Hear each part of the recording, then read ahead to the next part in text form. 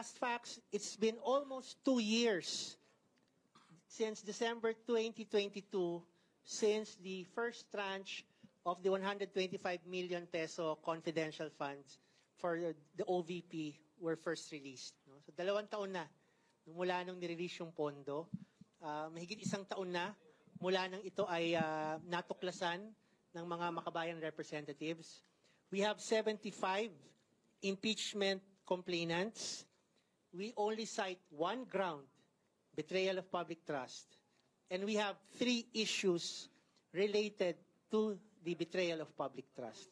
So our lawyer, Attorney Nery Colmenares, will go through yung 3 issues related sa betrayal of public trust.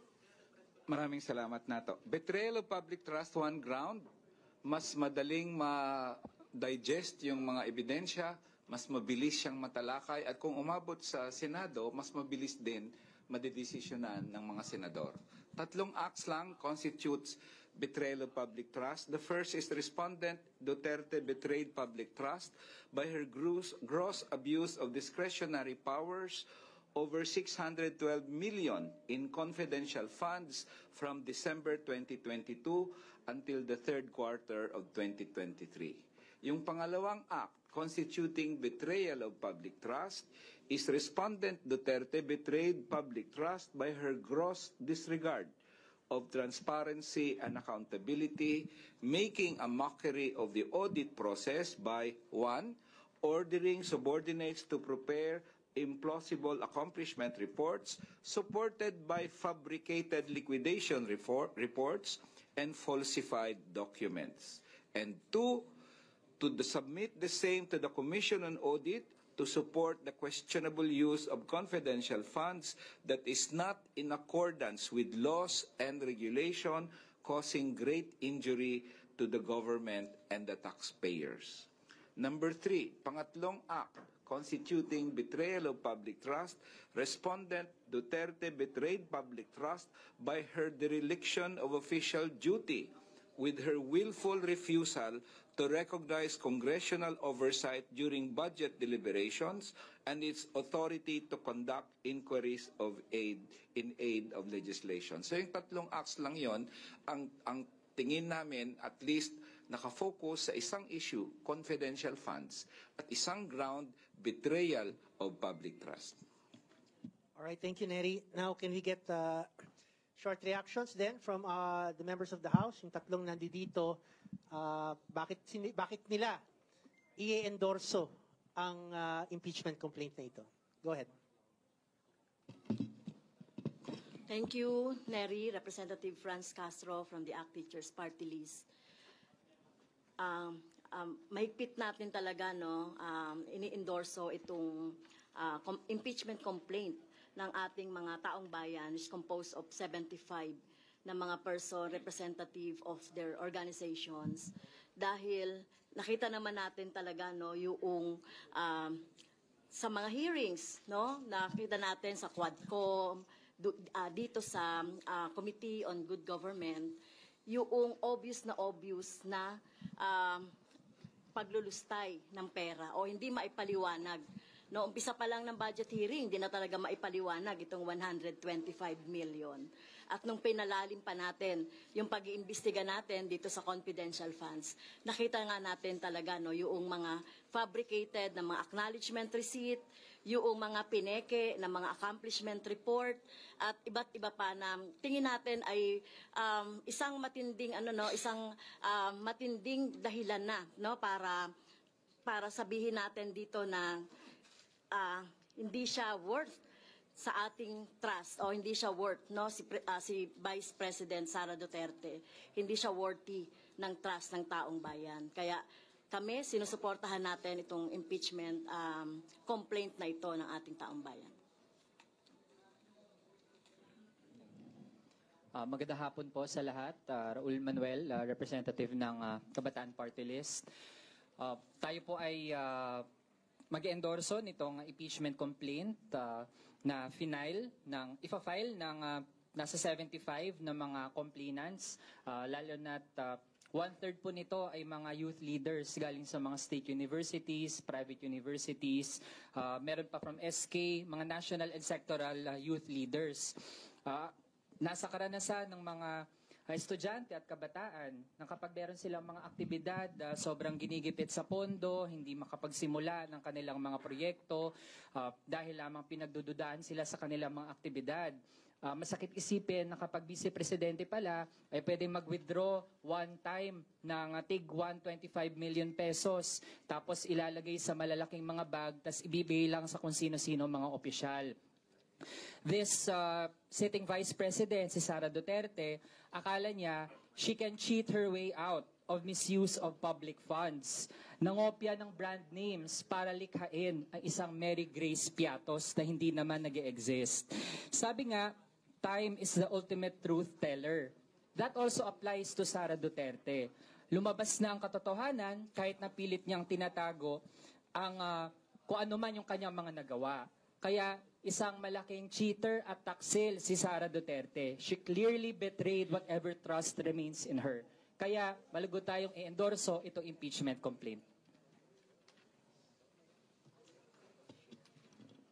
Lastly po, dagdag na lang, mahigpit nating ine-endorso ang impeachment complaint against Vice President Sara Duterte. Kasama po natin na mag-file ngayon ang 75 citizens representing various people's organizations. At sa tingin po natin, sufficient in form and substance at may probable cause talaga to impeach Sara Duterte batay dito sa ating mga dokumento at mga testimonies. Actually, hindi lang yun kasi saksi naman tayo sa mga hearings. Personally nga nakita natin kung ano yung mga inilabas sa good government hearings. At may full and knowledge and authority si Sara Duterte dito, yung disbursement, utilization at saka yung reporting ng confidential funds. Kaya po sinasabi natin, dapat it's about time na mag-aksyon na umaksyon na ang Kongreso kaugnay dito. And of course, ang pinakapanawagan namin is to abolish the confidential funds. Thank you very much. Last na lang siguro, Attorney Rene. Marahil tinatanong ng mga members of the media, ano bang meron tayo? Malakas ba yung ebidensya nyo? Hindi pa tapos ang COA? COA audit? Paano nyo masasabi na malakas nga yung ebidensyang iahapag ng ating impeachment complaint? Go ahead. Okay, magandang araw po sa inyong lahat. Definitely, because of the overnight na talagang sinusubaybayan natin yung mga hearings, binasa yung mga transcripts, tinignan ang mga dokumento, malakas ang ating ebidensya laban kay Sara Duterte. Definitely, ay binetray niya ang public trust to the point nga even na pwedeng magkaroon ng mga criminal complaints na may isasampa sa kanya. Ano ba yung mga nakikita nating mga ebidensya?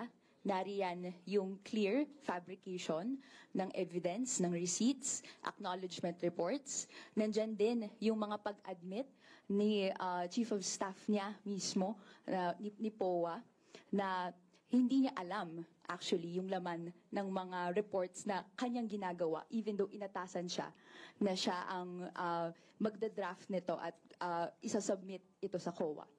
May mga instances din na nakita natin na pag-evade ng accountability, pag-evade ng mga tanong ng taong bayan kung ano nga ba ang nangyayari dito sa spending na ito, na all of a sudden, and no other leader, national leader in history has spent this much money in this just short amount of time.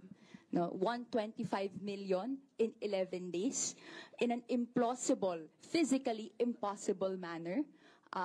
Ito ang nakikita nating basehan kung bakit malakas ang ebidensya laban kay Sara Duterte. And kaya nga sa kabataan, in our parlance now, ang tingin natin, it's time to impeach the wicked witch of the East. Ayun po. Of the South, sorry. Sumabit. Ulitin ko. Okay. Sumabit pa. Ulit. Okay, sige. Kaya naman, sa local parlance ng kabataan, kami naniniwala, tumitindig na it's time to impeach the wicked witch of the South. Sige po. Alright, thank you. Talagang defying gravity. Alright, can we ask the media siguro for questions? Sir, Sige. Go ahead po. Big Sumintak Net 25. Clarification lang po. Out of 6 impeachable offenses stated in our Constitution, why only betrayal of public trust kayo nag-concentrate? Well, in fact, binabanggit ninyo paglustay sa pondo ng bayan, bakit hindi nyo isinama ang graft and corruption? Actually, these acts na minention sa betrayal of public trust constitute various offenses, kahit violation ng revised penal code. Pero finokus namin sa betrayal of public trust because it is all-encompassing na. At para sa amin, yung pinaka mabilis na paraan na ma-resolve ang kaso. Kaya betrayal of public trust. But more than just the mere grounds. Alam nyo, para sa mamamayan, napakataas ng pagpapahalaga nila ng iyong pag-violate sa public trust. So, pwede naman kami magdagdag ng marami pa.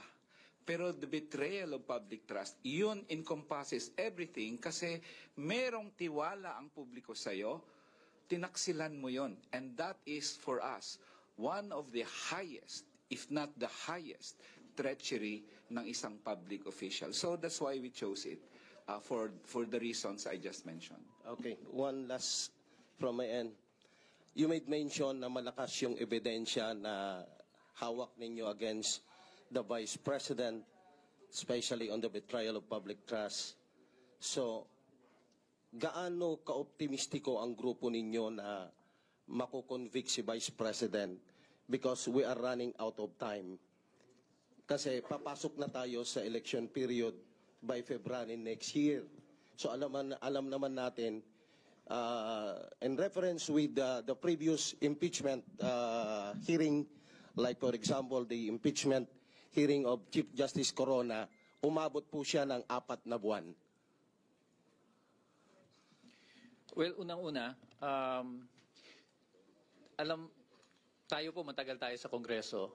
Alam natin dito, kung gusto mong bilisan ng proseso, madaling mapabilis. And we are convenient dahil nga napakahaba ng pinag-uusapan sa Kongresong ito. Tingin namin, alam na ng mga congressmen ano yung mga grounds.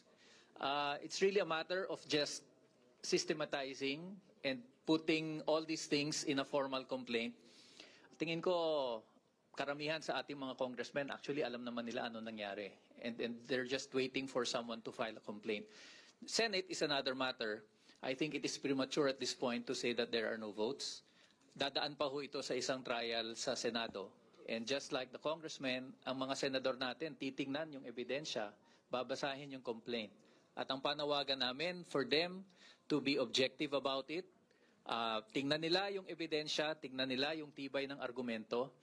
At napakasimple lang ng complaint na ito 1 ground, 3 acts, hindi magtatagal ito. And that's also one reason why we focused our complaint. Because there is that factor na nagmamadali tayo.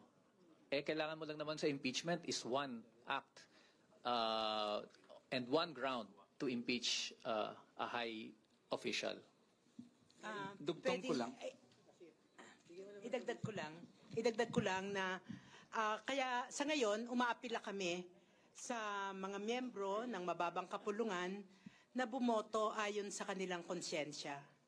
Hindi ayon sa kanilang partido, hindi ayon sa kung sino pa man na personal na interest nila, kung hindi ayon sa pag-weigh nila sa kung ano ba ang tama o mali sa ating bayan.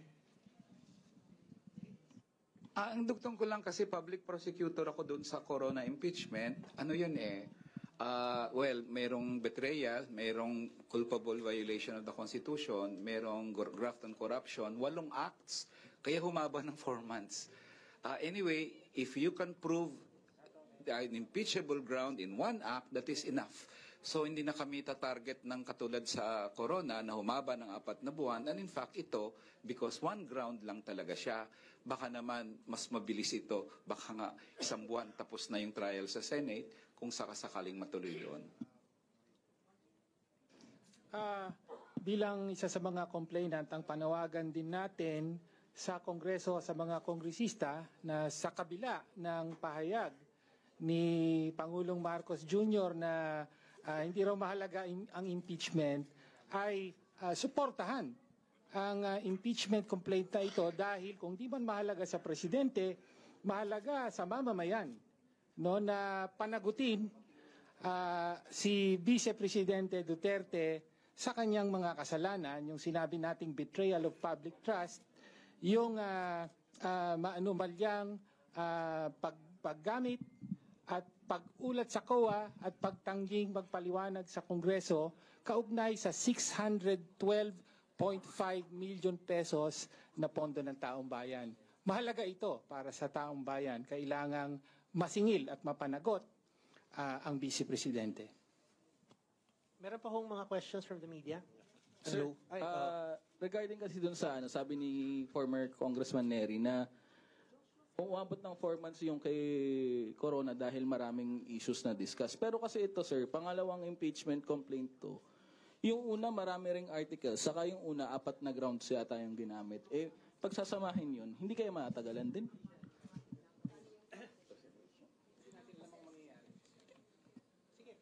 Alam nyo, hindi natin alam kung ano magiging aksyon ng Kamara dito sa mga complaints, no? Normally yan, maraming complaints, pwedeng i-refer yan sa Justice Committee. At doon mangyayari yung determination ng form and substance and consolidation of the complaints, no? And it will be up to the House kung ano yung mga pinakamalalakas na mga grounds at mga kaso na isasampan nila bilang articles of impeachment. Pero, no, meron din naman kasing fast track na hindi na dumadaan sa Justice Committee at pag meron ng 1/3 na boto ng kabuuang membro ng mababang kapulungan, diretso na yon. No? Ngayon, kung ano yung complaint na didiretso sa Senado, kung makakuha ng 1/3 vote, hindi natin alam. Pero kami naman, kumpiyansa kami na itong sinafile natin, simple, direct to the point, matibay ang ebidensya, tingin natin pinakamalakas na ground, sana po ito yung masuportahan ng mga miyembro ng mababang kapulungan. Sir, you mentioned about yun nga, may fast track, no? Pwede na magpasa ng resolution na direkta po sa plenaryo, 1/3 ng boto ng 307 Kongs papunta na agad sa Senado. Pero paano na nga yun? Si PBBM na po nagsabi na nawagan sa House leadership. Naisang tabi nyo na muna any efforts na patalsikin itong si VP Sara. Paano tayo makakakuha, ma'am, Kong, ng boto sa plenaryo? And even itong pangarap nga sana na i-fast track to dahil wala na tayong oras. Thank you, Marian, sa tanong. No? Actually, nasagot na natin yan. Sabi ko nga, no interference. Legislation and executive are two different branches, no, of government. At terp natin ito, no, terp namin ito sa Kongreso, itong proseso na ito. Well, we respect yung sinasabi ni President. Pero syempre, hindi yun ang magiging dahilan ng namin, sa Makabayan, at ilang mga miyembro ng Kongreso na mapigilan itong proseso. Ito lang talaga yung democratic legal process na gagawin natin na talagang magpapa-impeach sa isang tingin natin unfit na Vice Presidente. Kaya kaya hindi tayo apektado doon. No, ang Makabayan, hindi pa tayo apektado doon. Kaya nga ito, ini-endorse natin at tinutuloy natin yung. Siguro, Marian, yung issue dyan ay nananawagan kami dito sa aming mga colleagues, mga kasamahan namin dito sa Kongreso. Tama yun to vote in conscience, diba? Hindi naman kailangan na may dikta o kung ano man. Ang sinasabi natin dito, separation of powers tayo, dapat tumindig ang Kongreso sang-ayon sa tama, no, na posisyon dito sa usapin na ito. Just short lang. This is one of those instances na may pagkakataon ng Kongreso na ipakita sa taong bayan na siya ay independent. That there is a system of checks and balances. So actually, this impeachment complaint is a challenge to Congress to show its independence, to show that it can stand on the side of the people kahit ang presidente iba pa ang sinasabi at pinapanawagan. So sana ay maintindihan din yan ng ating mga kongresista. Hello po, good afternoon. Dwight De Leon po from Rappler. Meron po bang mga kongresista with the majority na lumapit sa inyo expressing privately that they will support the impeachment complaint? Pero yun po ba, meron po bang mga nag-manifest po, without naming names?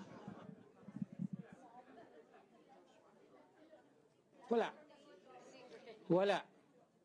Actually, wala, tingin ko walang isa sa amin ang kinausap ng congressman na mag-file.